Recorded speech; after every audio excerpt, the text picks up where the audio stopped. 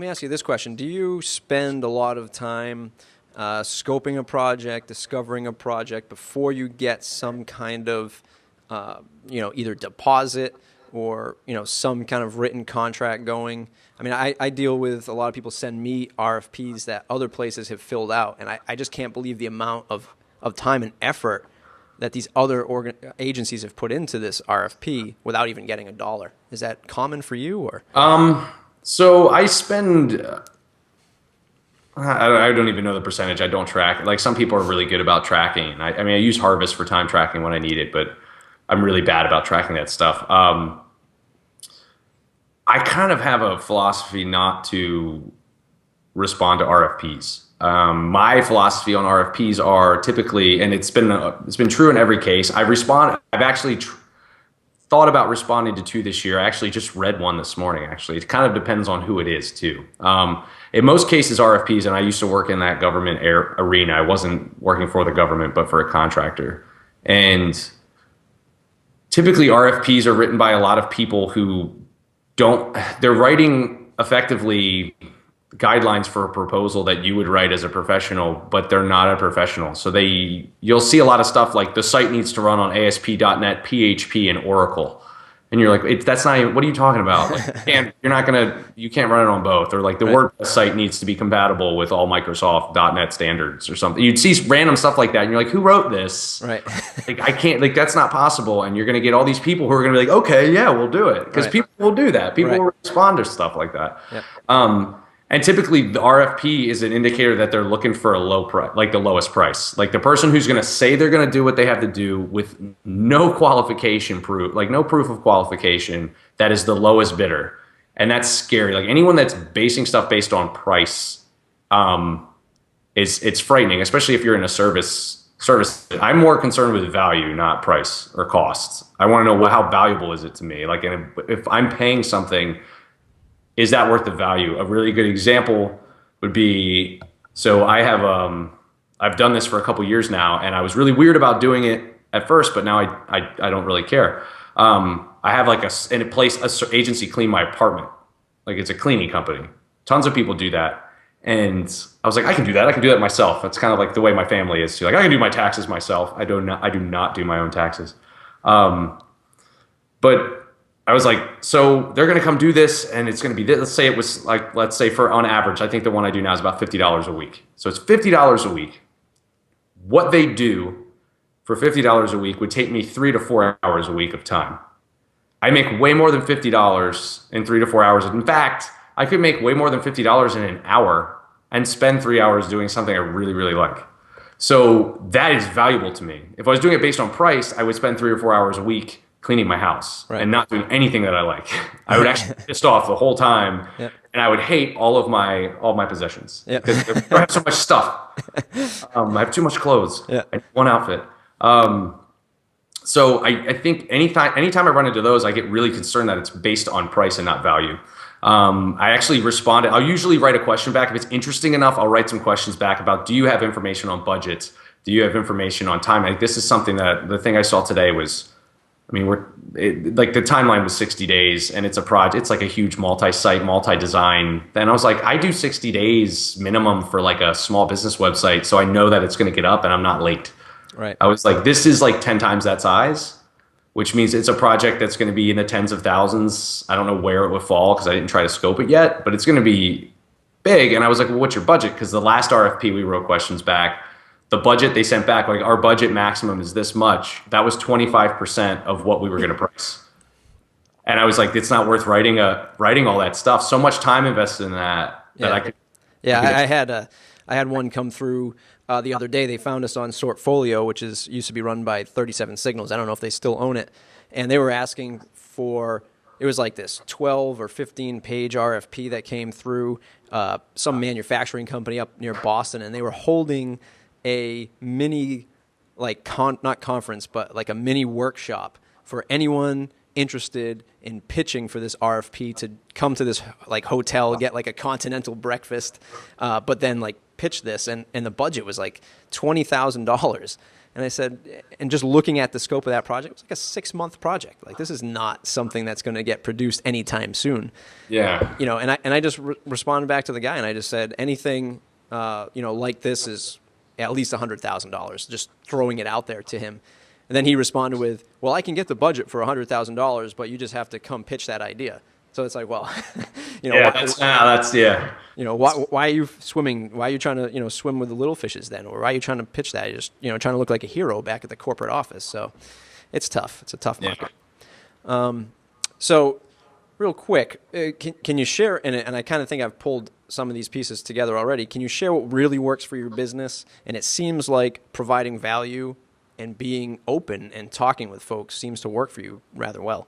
Yeah, so I would say taking care of people is a big. I had this conversation yesterday with someone. It's just people knowing that they can count on you is a big deal in this industry, because there's so many people in this industry that do. I mean, it's not specific to just WordPress. It's kind of a contractor thing. I mean, I've had issues with plumbers and stuff too, and I had a guy who was a really good contractor work on my old house, and he was like, oh, that guy gave you the brake light special. And I was like, what was that? And he was like, oh, he supported his work as long as you could see his brake lights. He was like, then he was gone. And and that happens. I get contacted every day. I'll get leads that come in that don't qualify. And I'll be like, I was like, well, it's too much. Oh, no. I don't need all that. I just need someone to take these 2 plugins and make them talk to each other. And I was like, okay, well, be careful with who you work with. Make sure you find. I'm like, check out. I'll send them sites like WP Candy Pros, stuff like that, like places where people in the community would go post themselves.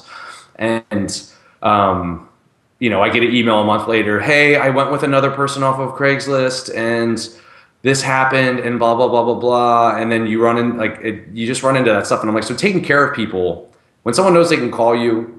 You tell them what you're going to do. This is like a lesson from an English teacher in my freshman year of college. He was like, when you write a paper, he was like, do what the old preacher did. He said, first, I tells him what I'm going to tell him. Then I tells him. Then I tell him I told him.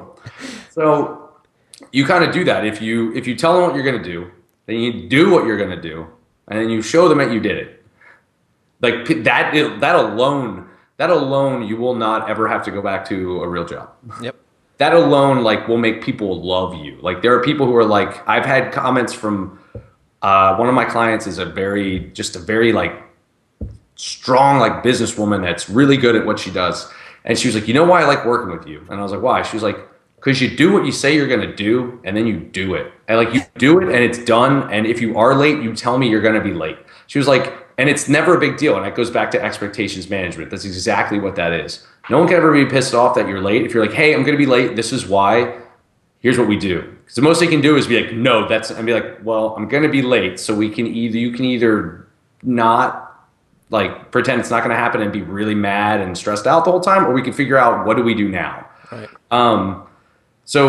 So that's a big deal. Taking care of people, supporting your work, not nickel and diming people, which goes back to making sure you're charging enough money. So I had a client recently that had some issues. They were getting 404s on their site, and it was because I needed to resave permalinks. I had custom permalink rules in a plugin I wrote for them, and I had never resaved permalinks to flush the rules out. And the site had been up for a month. I didn't even realize it. And he was like, hey, we're getting 404s on this. And I was like, oh, and I just fixed it. And I was like, oh, I noticed that you had some updates. I ran some updates. I did this. And I fixed a couple of other errors I saw while I was in there, just so you know, things are cool. And he was like, wow, thanks. Like, little things like that go a long way. Even if it goes, like, that stuff will come back to you. It's like karma. Like, taking care of someone for a little while, even if they don't come back and purchase from you, if someone talks to them about you, the best thing I could always say too is avoid burning bridges, and and always take care of people. So, and be transparent. So transparency is a big thing for me too. I completely wiped out being a total idiot, dragging and dropping a folder of uploads that I had backed up for a client's site into their uploads directory, and instead of hitting merge, I hit replace. So everything they had uploaded since for that month was gone. And I was like, hey, so I just destroyed any blog post you post. And this was a popular blog. It was a car dealer blog. And I was like, I just totally screwed it up. So your host can run a backup. You don't have backups, which was awful. So back up your site. I was like, you don't have backups, and the host does one every Sunday, so we'll have back to Sunday. He was like, well, I've only written 3 posts since then. He's like, thanks for being honest. Like, I'll pay for the backup. I'll deduct it from my time. I'll deduct an hour or 2, like whatever. I'm not going to charge you for any of that stuff. And he was like, shit happens. It's cool. Yeah. But I was like, this guy's going to kill me. Yeah. But if I had been like, I don't know where the images went, and later he found out you did. Must have been the flux capacitor. Yeah, exactly. And it's like that guy, if that guy finds out about the lying, if he finds out about not taking care of you, 10 times worse. He's going to say, like, I had this conversation with a friend of mine about this specific client. I was like, here are the 2 scenarios. I tell, like, the 2 worst case scenarios. I tell him, he's pissed, he fires me. And someone says, hey, I'm thinking about working with this guy that used to work with you. He's like, yeah, he kind of messed something up, but he was really honest about it. He took care about it. I was just pissed off and I fired, and I didn't want to work with him, but he's a good guy. Yep. Or they're like, oh, he lied about it. He's like shady. I don't even, who knows what he's doing over there in his house with like all my assets for my business. In his sweatpants. Yeah, he's wearing sweatpants. Listen to sad music. Yeah. So I was transparency and expectations management and just taking care of people, educating people too, because the more customers out there, even if they don't work with you, that are well informed about what they should be getting and who they should be working, like type of people they should be working with, the less of the shady people that make it hard for us to win projects are out there, the less successful they are, which no offense to them, but do good work. And yeah, it's great. It's great advice. I just did a recent interview on Freelance Jam, and my story is, we started this company, my father and I, and our history is the auto industry. We used to own auto dealerships in the local community, so totally different, parallel to web development. I had some of that expertise. He had the marketing business side, and he does photography. But taking care of the customer was, when my grandfather started the business, that was the thing. Take care of the customer, deliver a good quality service, and that's it. And that's how we run.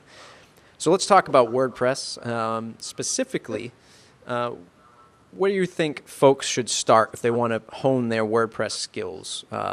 Any kind of tool or community or some focus that you think you would tell somebody just starting out in the WordPress field that they should look into? I would say first figure out what you want to do, because there's a variety of things that you could do. Like, do you want to write content and manage sites? Do you want to design sites? Do you want to develop code? And if you want to develop code, you could even further break that down. Like, focusing is a big deal, which I found in freelancing, but also just WordPress in general, because there's so many different things that you can do, and there's a ton of resources out there for different things. So if you focus, it's going to be a lot easier to have a plan of action for that.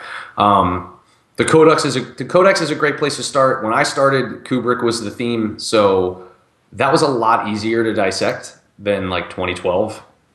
Because there's so much more that WordPress can do. So the default theme does so much more and does so much, like does a ton of different things that it's not as easy as, like, I think Kubrick's page.php was like 10 lines of code or something, like, you know what I mean? It was like get header, an H1 with the title, the content, get sidebar, and the footer. And that was it. It was like 5 lines of code. So I was like, oh, okay. So what is it? Oh, that prints out the title. Where even 2010, I've gone in there and been like, holy crap. I was like, there's all kinds of cool stuff going on. Right. But that's overwhelming to a first-time user. So check out the Codex. Check out I would say check out simpler themes if you're going into the development, theming and stuff. Themes are a great place to start for coding because your plugins are basically interacting with that. Do you have one that you start with from scratch? No. No. I kind of am really anal.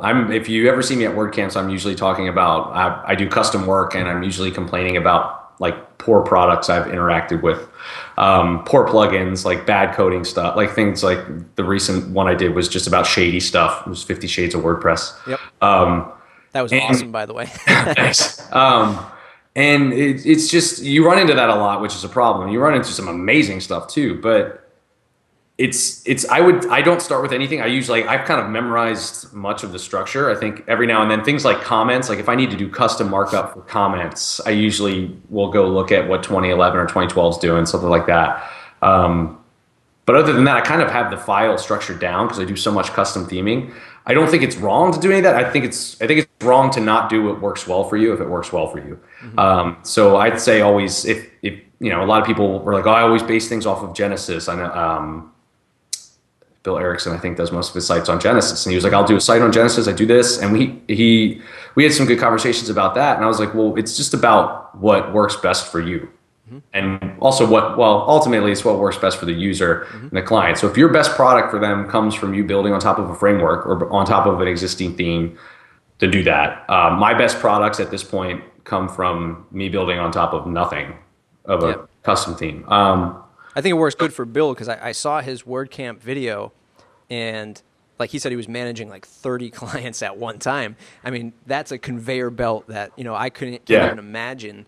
And if he's building on a framework, that's going to work for him because he knows where everything is. Oh, exactly. And then when he hands it off to the client, because his stuff is, you give me the PSD, I produce this product, and then I hand it off to you. See you later. And then I think then when the end user gets it, then at least they have this framework of Genesis stuff, Studio Press stuff that they can go and get plugins and other add-ons and things like that. Yeah, exactly. Codex is a great place to start. Always check out the Codex, which is evolved leaps and bounds from when I started because I was able to print it out without feeling guilty years ago.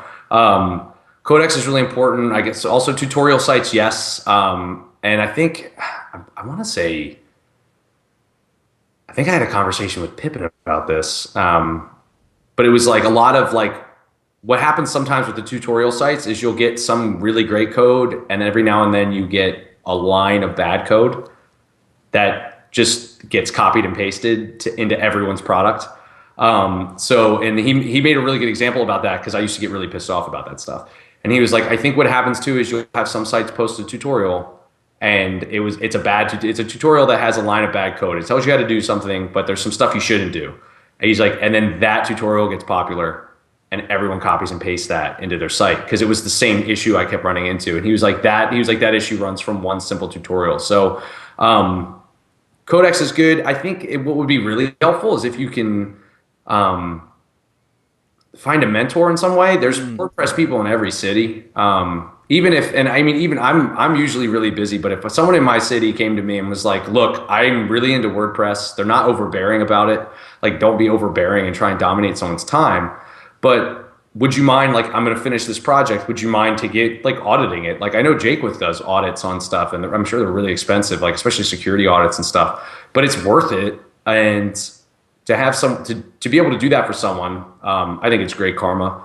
But that would be good too, because you could see like they're going to get information from me and be like, yeah, this is great, but what if you do it this way, or try it this way, or more importantly, never do this because I can take your site down with it, or never do this because it's not going to be compatible with plugins, or this is going to break any plugin that does this. And to give someone like to get that information is really, really valuable. Yeah, Curtis McHale, one of my interviews, said the same thing. Being able to find a mentor, find somebody to do code reviews, and just say, hey, I'm in a box all day, working on this stuff. Can I show you this code, and what do you think about it? Would be great. Yeah. Let's see. Community, WordPress community. Your experience is going to WordCamps, WordPress meetups. Your 50 Shades of Grey was great. When I saw that come through Twitter, I watched it and I said, I got to get this guy. I have to interview him because it's freaking awesome. What's your experience dealing with WordPress communities? Tom McFarland said that developers are one of the most arrogant people that he's had to deal with, because a lot of them either think they're uber awesome, and then there's the other types that are just afraid, or introverts that are afraid to connect with others, and you kind of see that clash at WordCamps. Oh, these are the automaticians. These guys are the best. I'm afraid to go talk to them. What's your experience with the WordPress community? I think we've got a great community. I think that there's always going to be, segmentation. There's going to be, so I'm, like I said, like this weird day walker. I'm actually realizing I am very much an introvert.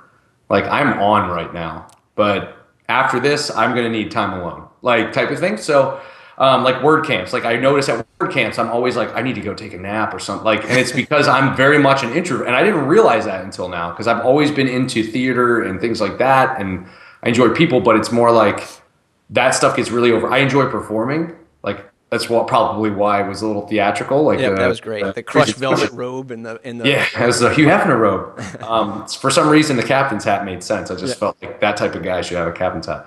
But So I think I kind of straddle. I guess I straddle the line. Hopefully I'm not a douchebag, but yeah, I think you run into that a lot. And a conversation I had with an automatician once, when like we were on the same project and they were giving me feedback on code. He was really nervous about telling. He was like, so like I don't. We were on the phone. He's like, I don't want to like offend you. And I was like, dude, I'm getting free lessons from people I look up to. I was like, so give it to me. Like, I was like, if something sucks, tell me it sucks. He was like, okay, cool. Because a lot of times people will get really, and I was like, I'm like, no one is the king of the internet. Like, that's not a kingdom to be ruled by anyone. So like, get over yourself a little bit. I think it happens a lot too, because we're in this like subgenre of the world that is extremely valuable because everything runs off the internet right now. Everything runs off the web and everything's connected. And we are, you know, if you've ever, I used to work for a CAD software company. If you've ever worked with an architect, a majority, like the typical architect is kind of arrogant. They're like, I build buildings, man. You live and work in shit that I build. And that's kind of what we do. Like we're like the gatekeepers. I had a client who's very marketing focused. He was like, I don't think you realize how valuable you are because you're the one who can build all these ideas. Like these ideas are great, but they can't happen unless you make them happen. Like people like you have to make them.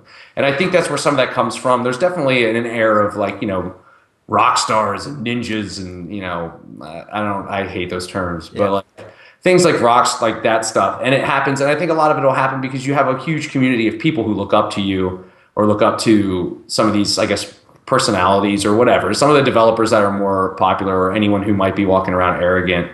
I tend to just not talk to people if they kind of seem douchey and avoid any conflict. So like, I guess I've run into douchiness in life in general and in the web in general, and you're going to see it everywhere. But I just try not to feed it. I guess you do get developers can be arrogant and some can be very introverted and not talking. And then you have a mixture. Like most of the people I end up hanging out with WordCamps are right in the middle. Like they're I really love to do this, but I think this might suck. And I love to do this, but I'm also kind of a nerd. And it was those are usually the people I kind of stick around. I think that I don't think anyone should ever really lose focus. I don't know. I don't really know where I fall in terms of that stuff. I feel like an introvert that the people that I know, but I do think that more people know me than I realize. When I go to camp, they're like, oh yeah. And I'm like, oh shit. Okay. I don't know. I'm sitting in my bedroom half the time